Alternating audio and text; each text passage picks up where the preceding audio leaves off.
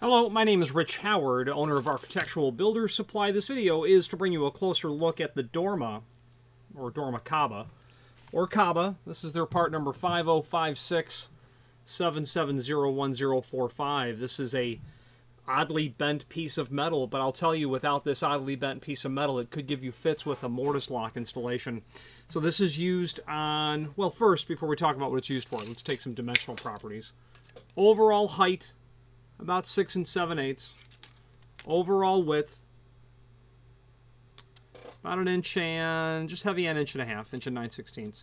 The inside width, about 15 16ths. That inside height looks like it's about 5 3/4.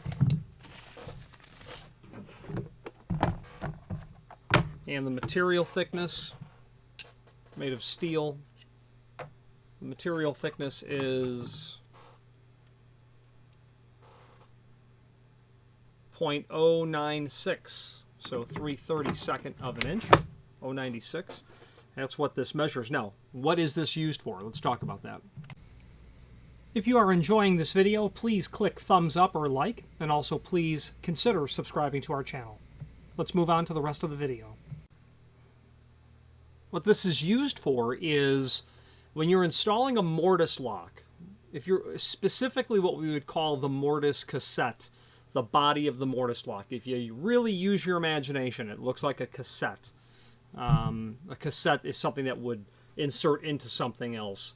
And the mortise cassette, or the mortise body, you know, the business end of the mortise lock, that's going to fit into the edge of your hollow metal door, your wood door, fiberglass, whatever the door's, aluminum storefront, whatever the door is built out of. Wood doors don't really need these stabilizers at all because, well, let's back up. The mortise cassette is meant to fit into the edge of the door. The back of the mortise cassette is meant to fit into this stabilizer. The stabilizer, if you'll take note again of what the overall width is, about 1 9/16 or so, that would work pretty well inside of the cavity, the 86 edge, or the mortise lock body. Down into the prep, so that when the mortise cassette enters, the back end of the lock will engage in this slot, preventing it from moving around the cassette.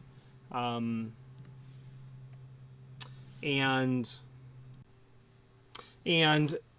in a wood door application, as I was about to say, the width of the preparation for the body itself doesn't really allow the mortise lock to flop around on the inside. The edge of the door where you stick the cassette into, it's screwed there. Well, because of the design of mortise locks, modern mortise locks, they have a floating or adjustable front to them so that you can account for beveled doors or square edge doors and handed doors as a result, beveled and handed doors. You need to be able to take that 1/8 inch wide piece of metal on the edge of the mortise lock, and you need to move that 3 degrees in either direction or leave it square. Well, as a result of that design, the back of the mortise lock body, here's my mortise lock body, the back of the body can really move as a result of that. It doesn't move very much at the front of the lock, but 4.5 inches that way, my elbow is the back of the mortise lock. It's really moving a lot. So the stabilizer prevents that lock from slopping around in the back side.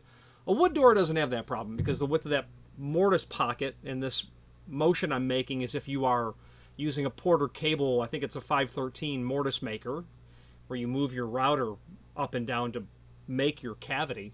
You're not going to have that problem. In a hollow metal door that's been manufactured for a mortise lock, you're not going to have that problem, because on the inside, if you look down into the 86 edge or the mortise pocket edge, you're going to see a couple of bent out tangs that are literally going to allow the mortise lock to fit in there nice and tight. If you're taking a stock door and converting it to a mortise lock, yeah, you're going to need a stabilizer, or at the very minimum, you're going to possibly really wish you had one, because that mortise lock is going to flop around. It could render unpredictable and unreliable operation out of the mortise lock, and that's what it's used for. Obviously, aluminum doors that would take this, of course. There's no preparation on the inside to stabilize or to guide that mortise cassette, and that's what this is for. I don't sell these very often. This would be something I would think that's going to be done in a retrofit application, but there are lots of times where you're going to take a steel door and you're going to rip it down in the width, in a shop setting, I mean, and you're going to put a channel and you're going to weld and bondo and the whole 9 yards, but before you do that, you're going to prep a mortise pocket in the edge of that door. Weld in your tabs, 1.25 inch by 8 inch. There's no stabilizers there because that door was retrofitted from a blank door or whatever it was. And then again, of course, aluminum doors would not have any provision for that. So that's where you would use a mortise stabilizer. Let's switch to the screen view and I'll just quickly show you some additional resources. If you are enjoying this video, please click thumbs up or like, and also please consider subscribing to our channel. Let's move on to the rest of the video. Okay, here's the mortise stabilizer that we're looking at. Let's take a look at some photographs that we have posted here. That's what it looks like in its packaging and removed. The fact that it's a bent piece of metal, it just allows it to engage into and overall the height of the body better. You've got better contact area. Showing what it's bent at. Steel based with a brushed, now it looks like chrome finish. I really can't, it's clearly a brushed finish. And it does look like Dorma's brushed chrome. So there you go. Brushed chrome, I would say, is what that finish is. Okay. Now, let's take a look here. There is this link below this video to the parts list, and it's only referred to here in this line art drawing, but does give you the concept of how that mortise cassette's going to fit inside of that stabilizer, preventing that from moving around, because you're going to have, your trim. Here is 29. Your tailpiece, what do they call 29? Your driver. Latch spindle. Yeah, sorry, I should have said spindle to begin with. So that if the spindle isn't engaging in the mortise lock, because the mortise lock is literally flipping and flopping around,